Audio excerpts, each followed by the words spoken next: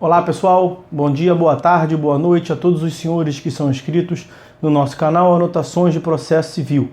Se você ainda não é, eu sou o professor Arthur Vieira e depois que eu concluí o meu doutorado em Direito Processual, eu resolvi me dedicar a esses veículos de comunicação para que eu pudesse transmitir aos senhores conhecimento jurídico de qualidade e de forma gratuita. Aqui eu vou pontuar o meu e-mail de contato para que eventuais interessados possam estabelecer um contato mais direto. Inclusive, nós podemos eventualmente considerar a hipótese de publicar um artigo científico em conjunto, tá certo? Bom, gostaria de pontuar também com os senhores o nosso canal no YouTube. Se você ainda não é inscrito, basta clicar no ícone do livro que fica no canto inferior do vídeo para que você se inscreva. Sugiro também que você clique no ícone do sininho para que você possa ativar as notificações dos vídeos que são constantemente disponibilizados por aqui. Gostaria de apresentar também aos senhores a nossa plataforma acadêmica, arturvieiracursos.com.br, arturvieiracursos.com.br, onde os senhores encontrarão cursos online de modo gratuito, inclusive com a emissão de certificado válido em todo o território nacional. Tá certo? Então, após a pausa, nós vamos tratar do vídeo de hoje. Então, meus amigos, vamos dar prosseguimento à abordagem, à leitura do nosso livro Anotações de Processo Civil. Nós estamos na última parte do livro, quarta parte, que versa sobre a tutela jurisdicional executiva. Estamos mais precisamente, já a partir de alguns vídeos anteriores, tratando dos procedimentos executivos. Já concluímos o procedimento da obrigação de entrega de coisa. Já vimos o procedimento por meio do processo autônomo de execução, título executivo extrajudicial, portanto, das obrigações de fazer e não fazer. E no vídeo de hoje nós vamos dar início à análise do cumprimento de sentença. Então, no processo sincrético, quando estamos diante de um título executivo judicial, cumprimento de sentença das obrigações de fazer e de não fazer, vamos a elas. O artigo 536 prevê diversos mecanismos destinados à tutela das pretensões que visem ao cumprimento de deveres de fazer e de não fazer. Esse modelo de tutela passou a ter ainda maior relevância em nosso ordenamento na medida em que foi estendido no que couber as obrigações de entrega de coisa, artigo 498, que nós já estudamos o procedimento nos vídeos anteriores aqui do curso. Constatou-se que no âmbito das obrigações de fazer e não fazer, para que se dê ao titular do direito exatamente aquilo que ele obteria se não tivesse sido necessário o processo, é indispensável um sistema especial de tutela, em que se faça uso da tutela preventiva, aquela que é posta em prática antes mesmo da lesão ao direito, a fim de inibi-la ou fazê-la cessar logo no início. Também para que se adote a antecipação de tutela, até porque, se é para ser utilizada a tutela preventiva, não se poderá esperar até o fim do processo para que só então ela seja empregada. Também que se imponham ordens ao réu, assistidas de comunicação de sanções idôneas e capazes de convencer o réu a cumprir o que deve. Um exemplo basta para demonstrar a imprescindibilidade desses três mecanismos para a tutela adequada dos direitos a um fazer ou a um não fazer. Imagine que certa indústria está prestes a começar a funcionar e despejará poluentes extremamente tóxicos em um rio, sem que as autoridades administrativas tenham tomado qualquer providência. Então, uma associação de proteção ao meio ambiente ingressa com a ação pedindo a proibição de a fábrica operar naquelas condições ou a imposição de que seja instalado equipamento que filtre as substâncias tóxicas. Pretende-se que a fábrica não polua, logo que não faça algo, ou então que instale filtros para poder funcionar. Nesse sentido, uma obrigação de fazer para que a fábrica adote uma providência. Se apenas depois de, por exemplo, 5 anos, com a indústria em pleno funcionamento e poluindo, viesse a ser proferida uma sentença proibindo-se de continuar operando naquelas condições, o provimento de nada serviria. O processo não estaria dando a quem tem direito, no caso a coletividade, exatamente aquilo a que tem direito. Afinal, por 5 anos, o direito à saúde de muitos teria sido lesado de modo irrecuperável. É necessária a tutela preventiva, que iniba o funcionamento indevido da fábrica, concedida já no começo do processo por meio de uma tutela de urgência, nesse caso na modalidade antecipada.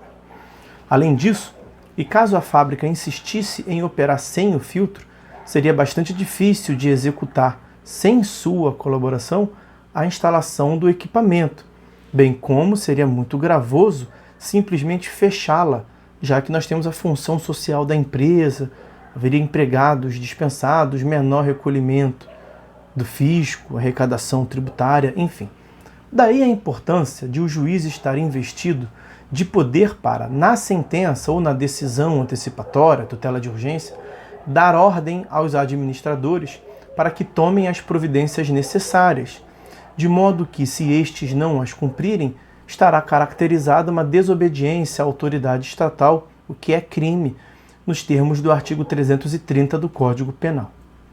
A estrutura contida na estrutura primitiva, na sistemática primitiva do Código de Processo Civil de 1973, com prévia sentença condenatória obtida em processo de conhecimento, seguida de execução de obrigação de fazer e não fazer, não supria estas necessidades.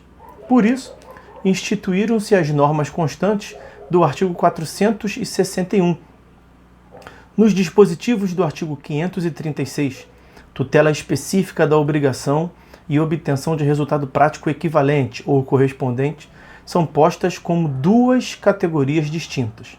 A insistência na reiteração dessa dicotomia, artigo 499 e 536, caput e parágrafo 1º, não deixa dúvidas a esse respeito.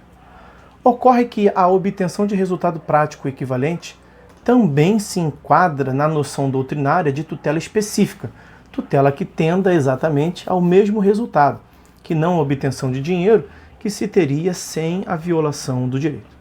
Em disposições de caráter meramente didático, o CPC de 2015 prevê que a tutela específica destina-se a inibir a prática, a reiteração ou a continuação de um ilícito ou a sua remoção, de modo que para sua concessão é irrelevante a demonstração da ocorrência de dano ou da existência de culpa ou dolo, parágrafo único do artigo 497. Sendo assim, e para que se preserve a dicotomia reiteradamente prevista no texto legal, deve-se reconhecer que o termo tutela específica do artigo 536 significa algo ainda mais restrito do que a definição doutrinária que se dá a esse conceito.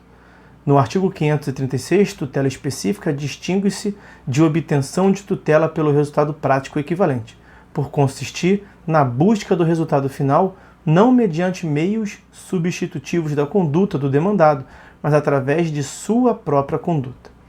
Eficácia mandamental de provimentos fundados nesse artigo 536. A decisão antecipadora de tutela, artigo 294 e seguinte, e a sentença final, proferidas com amparo nos artigos 497 e 536, veiculam ordem para o demandado. Há direta determinação de que o réu cumpra o fazer ou o não fazer, objeto do dever tido como plausível. O mandamento contido nesse ato é radicalmente diverso da comunicação do preceito executivo, estabelecida no procedimento de execução das obrigações de fazer e não fazer. No âmbito daquele processo executivo que estudamos nos últimos 2 vídeos, cita-se o devedor a fim de satisfazer a prestação, artigos 815 e 822. Contudo, fica desde logo estabelecido que, não satisfeita a obrigação no prazo assinado pelo juiz, nada mais restará senão a via do cumprimento por terceiro, à custa do devedor, ou da indenização por perdas e danos, artigo 816 e 823. A carga mandamental contida no preceito executivo é diminuta, mesmo se considerada a possibilidade de combinação de multa diária, artigo 814. Prepondera a eficácia de pré-ordenação de medidas subrogatórias. A assinação de prazo para que o executado cumpra não é mais do que a última oportunidade de que se lhe dá antes de o Estado substituí-lo na consecução do bem jurídico visado, ou de o seu equivalente pecuniário. Rigorosamente, equivale à citação do devedor no processo de execução por quantia certa, para pagar ou nomear bens à penhora, sob pena de ver bens seus penhorados que bastem para o pagamento, como se vê dos artigos 829 e 831. Nessa hipótese, tanto não há prevalentemente uma ordem para pagar, que se não houver pagamento, simplesmente serão afetados bens sobre os quais recairá a atividade jurisdicional subrogatória. Já no sistema instituído pelo artigo 536, que é o que nós estamos estudando, o cumprimento de sentença, visa-se primordialmente ao exato resultado que se teria caso o demandado houvesse assumido a conduta devida. A lei confere amplos poderes ao órgão jurisdicional para a consecução da tutela específica ou resultado correspondente, em relação a qualquer obrigação de fazer ou não fazer, parágrafo 1º do artigo 536. E como se viu, tutela específica, nos vários dispositivos do artigo 536, designa a obtenção do resultado originariamente visado, mediante conduta do próprio demandado. A larga concessão de poderes, a fim de se obter a própria atuação do réu, abrange, aliás, pressupõe a emissão de uma ordem pelo juiz. O não atendimento desta ordem pelo réu caracteriza crime de desobediência, como mencionamos, artigo 330 do Código Penal. Poderá haver até prisão penal em flagrante do réu desobediente, observados os pressupostos constitucionais e processuais penais para tanto. Originar-se-á processo penal para apurar a ocorrência do crime, que não se confundirá com o processo civil em curso. Não se trata de prisão civil, que é vedada para esse caso. Bom, vamos fazer um pause no vídeo por aqui, meus amigos. Vamos cortar o vídeo por aqui e vamos tratar de modo separado no próximo vídeo a respeito da hipótese da sentença substitutiva de declaração de vontade.